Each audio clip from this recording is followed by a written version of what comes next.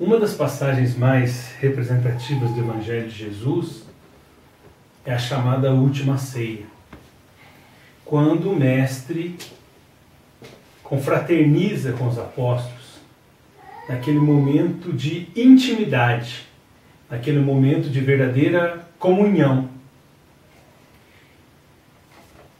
Comunhão é uma comum união, é uma união íntima, é uma união aberta às pessoas e que busca um estado de verdadeira identificação. É a comum união, é uma união comum, é a comunhão, que foi deturpada pelas doutrinas ortodoxas.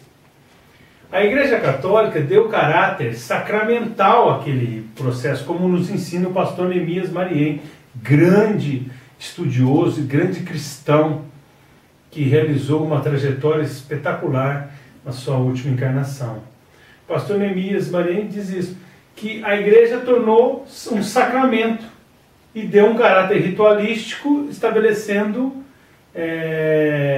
naquele gesto de Jesus um dos pilares a ser repetido sistematicamente durante a missa. Porém, quando Jesus diz, fazei isso em minha memória, ele estava propondo algo maior, algo mais profundamente espiritual. O fazer isto em minha memória não era dividir mecanicamente o pão, ou tomar algum líquido, seja vinho, seja qualquer outra coisa, seja água, junto. Não era isso.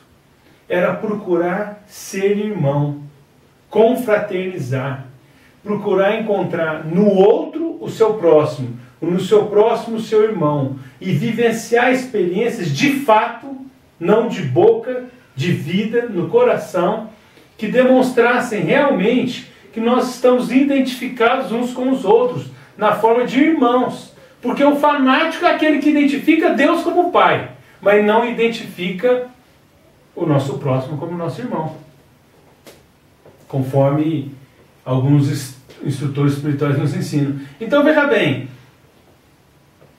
temos que nos identificar como irmão. Então quando Jesus diz, fazer isso em minha memória, confraternizem-se, estejam juntos, tornem-se amigos, valorize o sentido da chamada família espiritual. Transforme o seu amigo no seu irmão espiritual. E transforme o seu irmão espiritual numa coisa muito representativa. Todo irmão sanguíneo, consanguíneo, irmão carnal, deve ser um irmão espiritual, mesmo que não seja. Mesmo que eu tenha dificuldades com o meu irmão consanguíneo tem que se transformar, eu tenho que trabalhar para se transformar em um irmão espiritual. Porque passa o tempo, a gente desencarna e os laços da matéria ficam. Mas os laços do Espírito que foram construídos são eternos. Então Jesus diz, fazei isto em minha memória. Ou seja, sejam irmãos, confraternizem-se. Estejam juntos, sejam amigos. Vós sereis meus amigos, se fizerdes o que vos mando. E o que vos mando é que vos ameis uns aos outros. Isso é a última ceia. Isso é a Santa Ceia. Essa é a essência da proposta de Jesus. Então, a gente percebe que a última ceia nos explica o verdadeiro sentido de lar, de família espiritual. A última ceia é um símbolo da busca pela reunião de pessoas que buscam se identificar, se respeitar, confraternizar, e não só a confraternização, mas visando uma proposta superior. Então a última ceia é uma proposta de reunião, de integração, de verdadeira comunhão, assim como Jesus já fazia na casa de Pedro, na casa de Lázaro, em Betânia, na casa de Pedro, em Cafarnaum, conforme está muito bem explicado em alguns livros. Por exemplo, Jesus no Lar. Jesus no Lar é um livro maravilhoso, pela mediunidade de Chico, que mostra que o Evangelho no Lar nasce com Jesus, naquelas reuniões que ele tinha com um grupo de pessoas mais íntimas, de apóstolos, de amigos de discípulos. Então aquelas reuniões, aquela confraternização, aquele processo simples de identificação. E o Espiritismo, sendo o consolador prometido por Jesus, o cristianismo verdadeiramente redivivo, a revivescência da essência do Evangelho, não pode perder isso como foco, não pode perder esse panorama como referência para um objetivo maior dentro das nossas casas espíritas.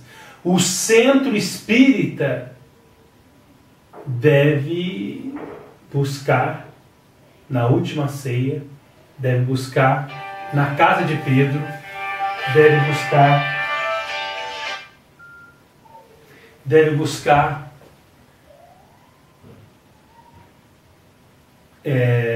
o centro espírita deve buscar na última ceia, na casa de Pedro, na casa de Lázaro, deve buscar, inclusive naqueles eventos em que Jesus estava ao ar livre, a verdadeira proposta para a sua maneira de vivenciar a busca pelo conhecimento, a busca pela verdadeira espiritualidade. Então Jesus diz: onde houver 2 ou 3 em meu nome, ali eu estarei. Onde houver 2 ou mais reunidos em meu nome, ali eu estarei. Então a reunião não é puramente física, é uma reunião de sentimentos. É uma reunião de propostas de vida, é uma reunião de objetivos, é uma amizade, é um indivíduo estar desarmado, sem tanta rivalidade com outro companheiro. É uma reunião de amizade. Então, na medida em que a gente consiga trazer isso para a casa espírita deixa de ser casa propriamente, no sentido de alvenaria, de construção, e passa a ser lar. Passa a ser lar.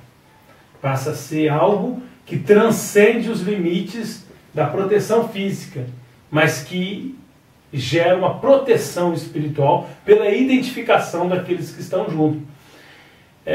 Isso é muito importante. Isso é muito importante. Porque depois da morte de Jesus, Jesus encontra, isso está narrado no Evangelho de João, ele encontra Pedro e tem um diálogo fascinante. Um dos últimos versículos do Evangelho de João. Ele pergunta: Simão Bar-Jonas, tu me amas? Amas-me? E Simão responde: eu te amo, Senhor. Jesus redargue: apacenta as minhas ovelhas. Mas Jesus pergunta uma segunda vez: Simão Bar-Jonas, amas-me? Eu te amo, Senhor, responde Pedro. E Jesus conclui: apacenta as minhas ovelhas. E Jesus, não satisfeito, pergunta uma terceira vez: Simão Bar-Jonas, Simão filho de Jonas, tu me amas? E Simão se entristece e diz: Senhor, tu sabes tudo. Tu sabes que eu te amo. E Jesus conclui: apacenta as minhas ovelhas, demonstrando que identificaria o amor que Pedro nutria e nutre por ele, Jesus, através do esforço de trabalho de Pedro para com as pessoas mais necessitadas, para com as pessoas mais desamparadas, para as pessoas mais carentes do amor de Deus, da intervenção, do auxílio, da orientação, da proteção, que somos todos nós. Então Pedro entende isso, e obviamente deve ter relacionado a outros ensinos de Jesus, como por exemplo, quando Jesus diz: todas as vezes que fizeste isto, o que? Entre parênteses, diríamos de nossa parte: o bem, a bondade, o amor. A um destes mais pequeninos a mim fizestes. Então Pedro tem esse momento de lucidez. Após cumpridos os chamados 50 dias, daí a expressão Pentecostes, tem aquela eclosão de mediunidade, aquele fenômeno extraordinário, e os apóstolos decidem realmente pegar do arado e não mais olhar para trás, sob a liderança de Tiago Maior, de Pedro e de João também, decidem avançar. E Pedro toma essa frente, assume essa responsabilidade, e o grupo, o núcleo duro do apostolado, cria uma casa, decide criar uma casa conforme é narrado em Paulo e Estevão. Decide criar uma casa, a casa do caminho. Porque precisávamos ajudar essas pessoas necessitadas. Todas as vezes que fizestes isto a um destes mais pequeninos, a mim fizestes. Então era necessário ajudar as pessoas. Então é criada a casa. Uma casa para ajudar aos órfãos, às crianças, aos ladrões, às pessoas rejeitadas pela sociedade, aos doentes, às mulheres desamparadas, às mulheres abandonadas, aos imigrantes. Então, todas essas pessoas tinham um amparo material e espiritual. Só que Pedro, assim como os apóstolos, não tinha muitos recursos. Levi, chamado Mateus, ficava, segundo Emmanuel, em Paulo e Estevão, fazendo, naquela época que não tinha internet, não tinha máquina de escrever, não tinha computador, não tinha nada, não tinha nem imprensa, não tinha nada. Ele fazia cópias do seu evangelho, dos seus textos iniciais. Então ele estava redigindo o evangelho e gerando cópias. Inclusive o apóstolo Paulo usa uma delas, segundo Emmanuel, Paulo e Estevão, para viajar pregando. E é interessante que uma vez ele está com Barnabé comentando, mas é um tesouro isso que a gente carrega, é um tesouro maravilhoso. E ele passa numa estrada, os ladrões, alguns salteadores que estavam nas circunvizinhanças daquele caminho, ouvem aquilo e acham que ele tinha um tesouro material realmente. Na hora que eles chegam numa caverna para passar a noite e dormir, os salteadores chegam e roubam o evangelho, achando que eles estavam ficando ricos, porque de tanto que eles falaram do tesouro. Isso é narrado em Paulo e Estevão. E realmente, o que acontece?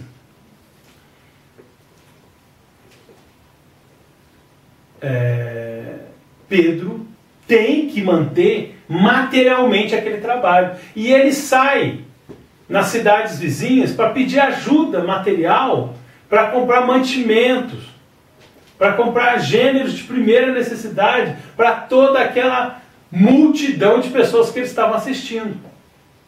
Nesse ínterim, Estevão, aquele que seria o primeiro mártir do cristianismo, que posteriormente seria o mentor de Paulo, como a gente vê em Paulo e Estevão, ele se torna espírita, se torna um grande orador, um grande pregador.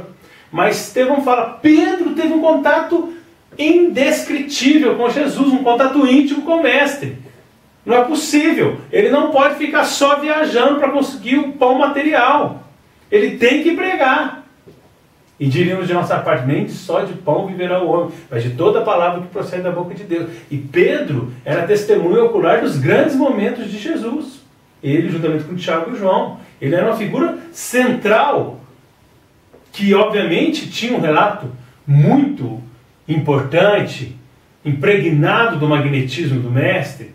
Então, era importante que ele pregasse. Então, Estevão defende isso. E Pedro e eles começam a dividir as tarefas de tal forma que Pedro pudesse pregar. Então, novamente, a casa do caminho sendo um lar. Pessoas identificadas umas com as outras. Onde houver dois ou mais reunidos em meu nome. Mas tem que ter uma reunião sincera. Quando a gente faz a prece, sai aquela coisa meio decorada. Aquela prece. Eu não faço preces decoradas. Eu não faço o Pai Nosso, eu não faço o Francisco de Assis. Ou Oração da Paz, porque ela não é de Francisco de Assis. É inspirada em algumas passagens de Francisco de Assis. A oração de Cárita. A Ave Maria. Ou alguma outra oração. Eu não faço decorada, mas eu faço a minha decorada. Eu decorei uma pessoal. Eu, Leonardo, decorei uma. Fulano decorou a dele. Ciclano decorou a dele. E aí faz a sua decorada. Mas sem abrir o coração. Sem aquela proposta de elevação. Sem pensar no nosso irmão. Porque o Evangelho segundo o Espiritismo nos explica que nós podemos pedir agradecer e louvar durante a prece. Invariavelmente nós pedimos, raramente agradecemos e quase nunca louvamos. Agora, o que é pior, invariavelmente nós pedimos para nós mesmos. Algumas vezes nós pedimos para pessoas muito próximas a nós, rapidamente agregado a uma série de pedidos pessoais. Quando é uma situação muito grave, a gente até abre mão um pouquinho de um pedido pessoal para priorizar essa pessoa que é muito amiga. Agora, e o agradecimento? E o louvor? E o pedido para os outros? E o pedido para os inimigos? Estamos muito distantes. Então veja bem, se nós caminharmos para melhorar o nível da nossa oração, o nível da nossa identificação uns com os outros, nós começaremos a construir na casa espírita o que? O verdadeiro lar. E aí essa mentalidade de sermos amigos, de estarmos em comunhão, de estarmos uns com os outros, em verdadeira prece, em verdadeiro projeto de elevação espiritual, porque a verdadeira prece já é uma proposta sincera de transformação moral, de reforma íntima. Então o indivíduo que se predispõe à oração com sinceridade, ele já está no processo de reforma íntima efetiva. Poderíamos perguntar quantas vezes nesse ano eu orei com sinceridade. Não mecanicamente, mas abri o meu coração e me inundei das vibrações superiores para entrar realmente em contato, em sintonia com o Pai, em sintonia com as esferas superiores. Porque às vezes a gente se predispõe à prece, mas sem nenhum preparo antes. E não existe descontinuidade nos pensamentos e nos sentimentos. Manuel Filomeno de Miranda comenta isso na obra Nas Fronteiras da Loucura. A pessoa pensa besteira o dia inteiro, fala besteira o dia inteiro, assiste tudo que não presta, faz um monte de coisa que não tem nenhum valor espiritual maior. Aí de noite chega um centro espírita que é numa prece atingir os píncaros da glória. Não vai acontecer. Muitas vezes a pessoa fala assim, André Luiz fez uma prece e saiu do umbral, então eu tenho que lembrar, na hora que eu morrer, eu tenho que lembrar para fazer uma prece. Pode não ser bem assim. Pode ter dificuldade. André Luiz teve um processo de amadurecimento para que a sua prece ampliasse o seu nível de vibração, a ponto dele ganhar visão espiritual em função de uma nova faixa vibratória. Ou seja, aquilo que ele não sabe quanto tempo durou, ele fala isso, ele não sabe quanto tempo durou, quando ele chorou, quando se afastou o médico orgulhoso e apareceu o Filho de Deus, conforme depois foi elucidado para ele, naquele momento, conforme Elísias explicou, ele teve visão espiritual, ele atingiu um outro patamar vibratório para conseguir identificar a presença de Clarencio, do ministro Clarencio. Então a gente percebe o quê? Que nós não estamos orando, e não estamos identificados uns com os outros, e não estamos buscando a verdadeira fraternidade na casa espírita. Então a casa espírita, o centro espírita, é a sede fundamental do movimento espírita. Apesar da doutrina espírita ser o legado e o movimento sermos nós, e nós temos as nossas dificuldades, nós enquanto movimento, nós devemos nos esforçar para nos adaptar ao máximo ao legado.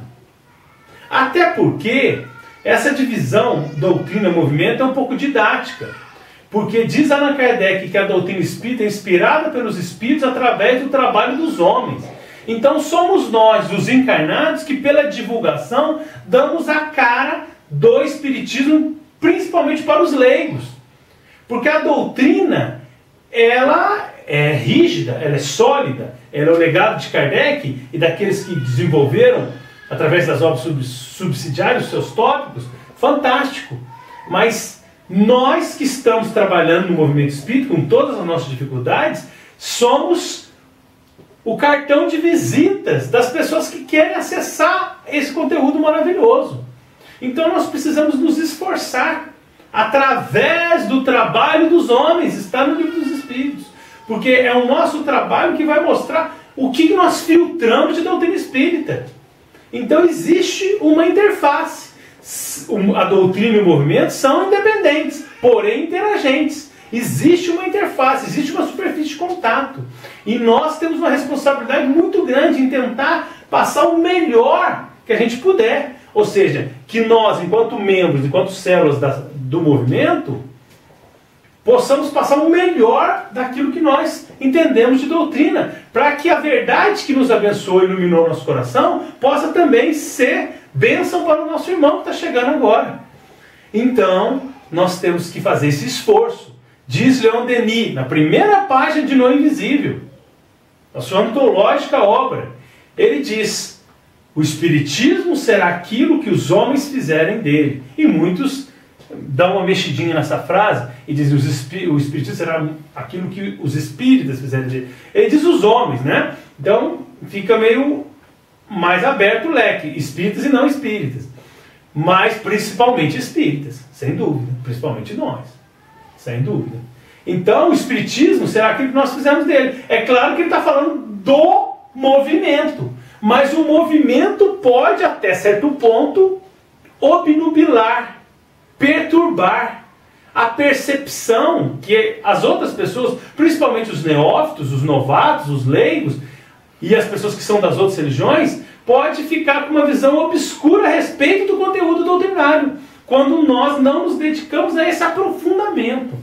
Então a casa espírita deve zelar por essa fraternidade, por essa amizade, por esse esforço e pelo equilíbrio entre a caridade material e a caridade espiritual, porque a caridade material é muito importante, mas não é o mais importante. A tarefa principal da casa espírita foi e continua sendo ensinar espiritismo. Ponto. Como diria Raul Teixeira, ensinar espiritismo.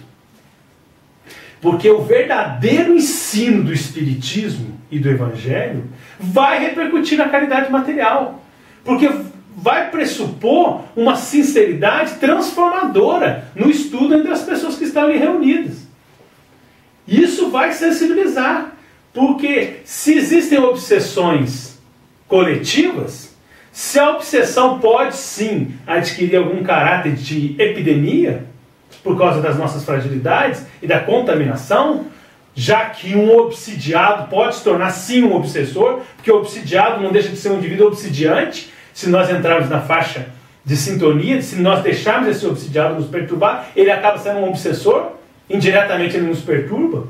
Então, assim como existe a epidemia da obsessão, existe a epidemia do amor, existe a epidemia do ideal superior. Então um grupo, um núcleo duro, aquele grupo realmente comprometido com a casa, que se predispõe ao ideal superior, ele sensibiliza pelo exemplo e pelo amor que ele mostra à causa outras pessoas que de repente estão sensibilizadas, mas não tanto, que ainda estão titubeando. Então, esse núcleo vai sensibilizar essas criaturas. E aí nós vamos ter esse despertamento espiritual para uma proposta superior de vida, para uma proposta maior, para uma proposta realmente onde a casa espírita seja a casa de Jesus. Onde a casa espírita, mesmo que seja totalmente anônima, não é importante isso. Mesmo que seja uma casa pouco conhecida, e às vezes até com uma frequência pequena.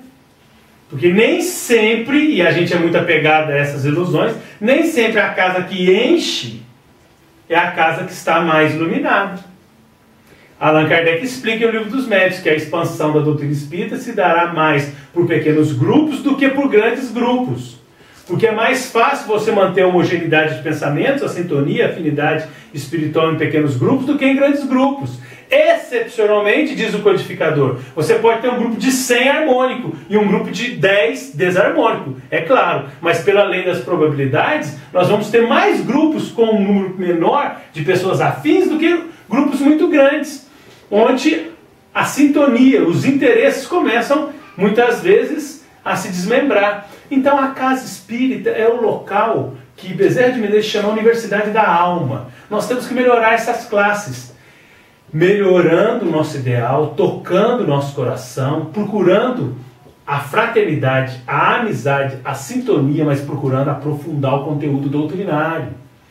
Então a casa espírita tem que esclarecer, tem que consolar. Tem que consolar, tem que esclarecer. O Conselho Federativo Nacional sugere que a reunião tenha uma parte, é uma sugestão apenas, mas vale para reflexão, uma parte mais focada no esclarecimento simbolizado pelo livro dos Espíritos, e uma parte mais focada no consolo, talvez simbolizado no Evangelho. É claro que isso é uma divisão muito didática, e obviamente um estudo do Evangelho pode ser um estudo muito técnico, e o estudo do livro dos Espíritos pode ser consolador. Mas é só para a gente ter uma ideia. E pode ter as duas coisas numa única palestra.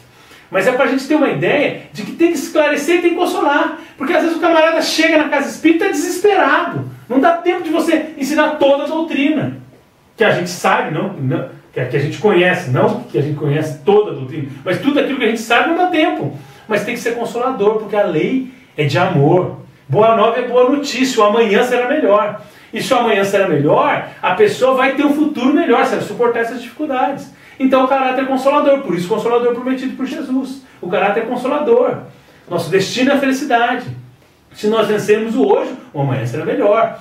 Então essa percepção de esclarecer, de consolar, de aprofundar o conteúdo, de melhorar a qualidade da informação que a gente passa, de ter responsabilidade de não ensinar errado. Porque o espírita consciente tem muita responsabilidade. Pelo menos conscientemente não enganar ninguém e principalmente não se enganar. Porque vai chegar o momento que chegaremos do lado de lá e as escamas vão cair. E o véu vai cair. E aquele que se enganou vai estar numa situação muito difícil. Principalmente quando enganou outras pessoas. São cegos que guiam cegos. Então que a gente aprofunde essa busca pela verdade. Que conforme Jesus disse, João capítulo 8, versículo 32, vai nos libertar. E conhecereis a verdade, e a verdade vos libertará. Porque essa verdade vai deixar com que eu me desvincule das ilusões, porque eu estou sensibilizado pela necessidade de paz, pela necessidade de me fazer feliz, de construir felicidade, de ser útil ao meu irmão, de fazer aquilo que é bom, que é verdadeiro, que é útil, e trabalho é toda ocupação útil. E o trabalho do bem que a gente faz é o que a gente pode oferecer de defesa em favor de nós mesmos. É o que a gente leva para não chegar com as mãos abanando. São as 6.000 receitas de André Luiz. Então a casa espírita tem que esclarecer, tem que melhorar a qualidade do seu passe, pela conduta moral dos passistas, tem que melhorar a exposição doutrinária, evangélica dos expositores, tem que ter um grupo de estudo com riqueza, mais calcado na doutrina. A casa espírita tem que ser calcada na doutrina. Às vezes o expositor chega e faz uma palestra espetacular. Ele conta sobre o filósofo X, o filósofo Y, um filósofo é materialista, o outro é neomaterialista, o outro é nihilista, o outro é existencialista, e não fala do Evangelho de Jesus, não fala de Allan Kardec, não cita Denis, não cita Delane, não cita Deleuze, não cita Emmanuel. Então, vamos fazer eventualmente essa viagem cultural, mas não vamos deixar as bases da doutrina, porque a doutrina é a luz. E com todo respeito a essas contribuições, não são mais importantes do que a doutrina, que é a revivescência do Evangelho de Jesus, que é o que há de mais importante em toda a história da humanidade, e é o que vai nos proporcionar o reino dos céus. Então que o centro espírita seja lar, seja essa comunhão, seja essa última ceia, essa ceia sagrada com Jesus, todos os dias, que assim seja.